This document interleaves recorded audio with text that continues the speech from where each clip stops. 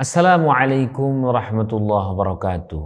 Adakah di antara kita yang santri keinget rumah terus? Atau di antara kita yang wali santri anaknya ngadu gak kerasan, katanya pengen pulang aja bawaannya, gak tahu kenapa, kadang nyari alasan ini itu dan sebagainya. Bila ada yang memiliki permasalahan seperti ini, dengarkan kisah ini sampai selesai. Insya Allah nanti anak kerasan, istiqomah mondok, orang tua pun marem, mantep memiliki anak yang mondok dan kelak menjadi putra-putri yang solihah. Siapa putra-putri yang solihah? Putra-putri Anda semuanya, insya Allah. Bagaimana kisahnya? Kita mulai dari seorang bernama Muhammad bin Idris Asy-Syafi'i.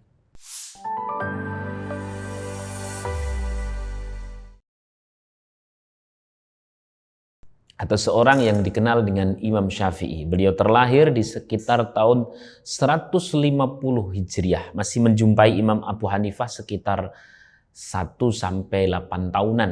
Kemudian beliau wafat, Imam Syafi'i wafat di sekitar tahun 204 Hijriah.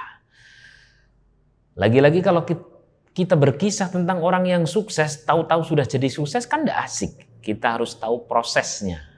Bagaimana proses seorang Imam Syafi'i menjadi Imam Syafi'i yang sampai kita kenal hingga hari ini. Panjenengan kenal kan? Dengar, familiar kata-kata Imam Syafi'i? Lalu bagaimana dengan tetangga sebelah kanannya? Siapa namanya? Nggak tahu. Sebelah tetangga kirinya? Nggak tahu. Tetangga depannya? Nggak tahu. Tetangga belakangnya? Nggak tahu. Kenapa Imam Syafi'i kita tahu, lalu kanan kirinya kita tidak tahu? Iya, karena Imam Syafi'i orang luar biasa, sehingga umurnya panjang, seperti hari ini masih hidup.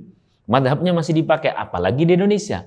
Saya telah berulang kali berziarah ke makamnya Imam Syafi'i dan di sana tertulis biografi beliau.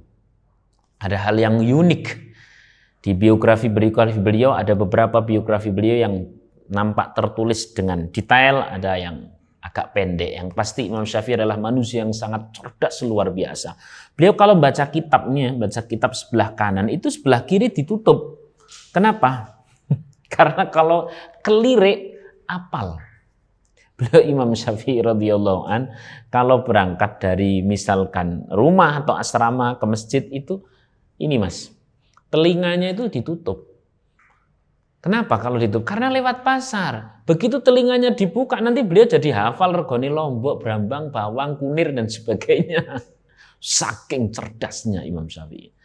Imam Syafi'i radhiyallahu an itu kalau mudtaji'an, turun miring, itu bisa menemukan sekitar 300 permasalahan agama, 300 permasalahan fikih dan ragamnya.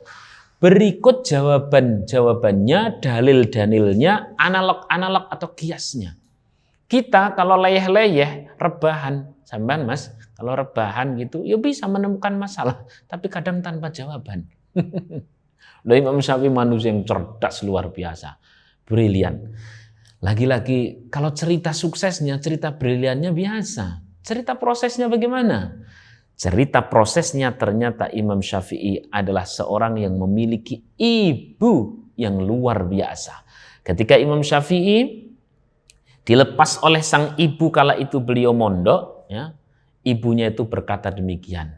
Ya waladi, wahai anakku, idhab li talabil ilmi fi sabilillah sanulki fil jannah. Nah, sana kau mondok, sana kau belajar, sana kau ngaji, cari ilmu karena Allah. Nanti kita ketemu di surga. Saking losnya hatinya sang ibu, saking tawakalnya hati sang ibu ketika anak mondok. Lah sekarang kita ndak kok, saya misalkan sebagai saya ada pesantren, tapi anak saya juga nyantri di tempat yang lain.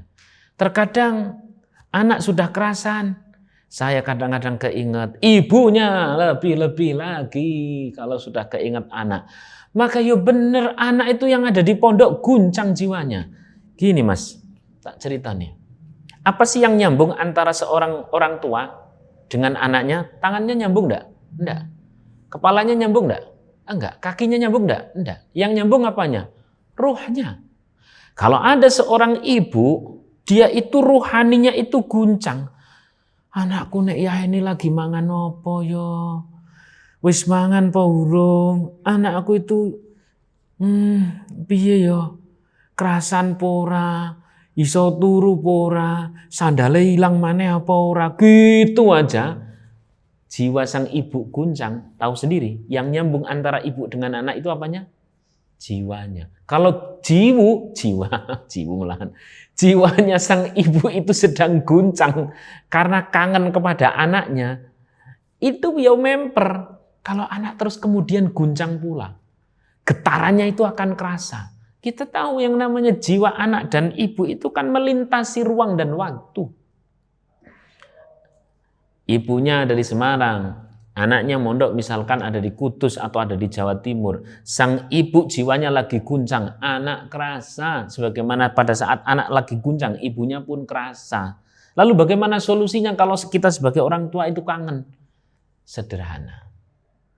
Kangen itu jangan jadikan lamunan. Kangen itu jangan jadikan keluhan. Apalagi kangen itu jadikan update status. Kangen anakku mondok, koyo pengen ora sida tak pondok. Ya bener wae. Yang di pondok langsung getar hatinya. Tiba-tiba kelingan ngomah, ndak kerasan, makan di pondok jadi ndak enak, pelajaran ndak masuk. Kasihan kan anak. Terus bagaimana solusinya? Ya tadi itu kangennya itu jadi doa. Kangennya itu jadi tawakal. Saking tawakalnya ibunya Imam Syafi'i yang menjadi kesuksesan sang anak, beliau mengatakan, sanulki fil jannah. Udah nak, sana kau ngaji, sana kau mondok, kita nanti ketemu kalau udah di surga. Saking lossnya. Kalau ibu-ibu zaman sekarang kita ketemu lagi ya nak, besok tak tilii lagi kalau sudah 2 minggu. Orang tak tilii lagi nek wis 3 dino. Tapi mondok 3 dino tilii. Ya bener anaknya makin tidak kerasan. Nah, maka di pondok-pondok kita itu biasanya ya di pondok-pondok kita punya tradisi itu 40 hari pertama tidak boleh pulang. Ada yang 90 hari pertama tidak boleh pulang. Ini biar netep jiwa sang anak itu care dengan kepesantrenan, kemudian care pula dengan teman-temannya, dia bisa adaptasi. Dan sementara orang yang ada di rumah, wajarlah kalau ibu itu kangen, namanya juga satu jiwa. Tapi justru karena satu jiwa, hati-hati dalam mengatur jiwa. Jangan asal meronta mengingat anak, jangan asal kemudian mengeluh mengingat anak. Harusnya tiap kali ingat anak, ya Allah, misalkan awalnya, ya Allah, anakku jam segini sudah makan atau belum? Kupasrahkan kepada Engkau ya Allah. Secara hakikat, nah, kalau secara majas, itu kan kita sudah pasrahkan kepada sang kiai, kepada pengurus, udah mantep aja. Menjadi wali santri itu terlalu mengintervensi, terlalu mengatur pihak pesantren nggak baik. Tapi terlalu los untuk kali ini juga tidak baik, ya tetap dipantau tapi ada seninya. Ya pantau tapi jangan terlalu mengintervensi pihak pondok. Mending kalau kangen doakan. Kalau doa sang ibu, kau yakin doa sang ayah apalagi sang ibu 3 kali lipat lebih mantep kepada anak itu luar biasa. Maka pada saat kangen jadikan doa. Insya Allah ini anak dijaga oleh Allah Subhanahu wa Ta'ala, dijaga oleh para malaikatnya, dijaga oleh circle-nya. Kenapa? Doa orang tua. Jadi kalau kangen jangan ngelantur, kalau kangen jangan liar itu hatinya. Kangenlah yang wajar.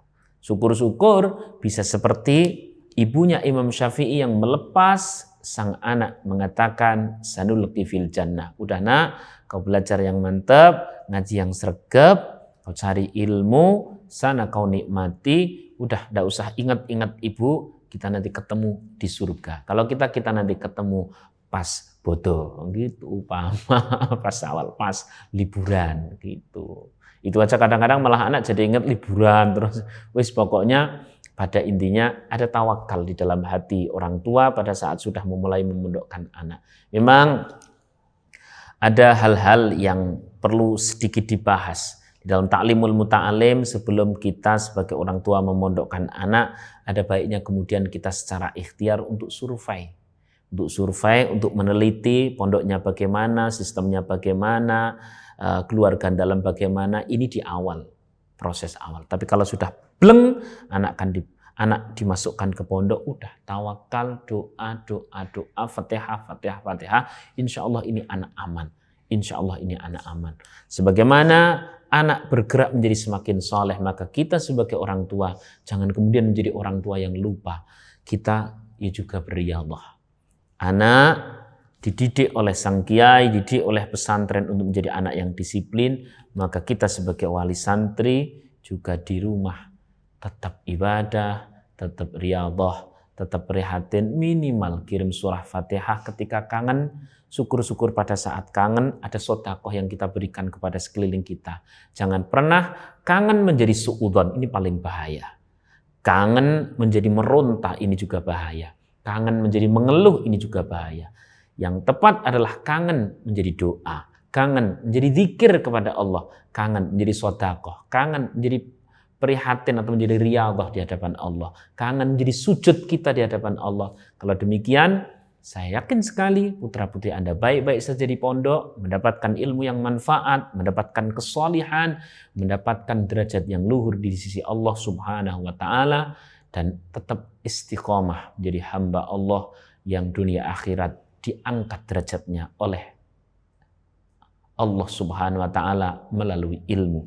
Kalau anak diangkat derajatnya oleh Allah Subhanahu wa Ta'ala melalui ilmu, maka siapa yang paling bahagia? Kalau bukan ibunya. Siapa yang paling bahagia kalau bukan ayahnya? Dari situlah kalau sudah anak ditaruh di pondok, loskan hati, pasrah kepada Allah Subhanahu wa Ta'ala, Allah yang akan menjaga dengan sistem alam raya ini. Demikian, semoga bermanfaat. Putra-putri panjenengan kerasan dan menjadi putra-putri yang soleh-solehah dunia akhirat, mengangkat derajat orang tua. Bermanfaat bagi nusa, bangsa, dan agama. Assalamualaikum warahmatullahi wabarakatuh.